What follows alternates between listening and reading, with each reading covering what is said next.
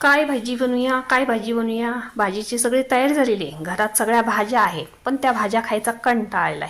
म्हणून म्हटलं चला, ज्या पद्धतीने आई लोखंडी तव्यात पिठलं बनवते त्याच पद्धतीने आपण पिठलं बनवूया. म्हणून मी भाकरी करून घेतल्या आणि त्याच तव्यात तेल घातलं, मोहरी घातली, लसूण घातला, कढीपत्ता घातला, हिरवी मिरची, लसूण आणि कोथिंबीर वाटून घेतलं, ते सुद्धा त्याच्यात घातलं, कांदा घातला, मीठ टाकून सगळं हे परतून घेतलं. पुन्हा त्याच्यात पाणी घातलं, हळद घातली आणि पाण्याला छान अशी उकळी आणली. 1 वाटी बेसन पीठ घेतलं, चमच्याच्या साह्याने थोडं थोडं पीठ टाकून ते ढवळून घेतलं आणि याच्यात गाठी होतात, जेवढ्या शक्य होईल तेवढ्या गाठी मोडण्याचा मी चमच्याने प्रयत्न केलेला आहे.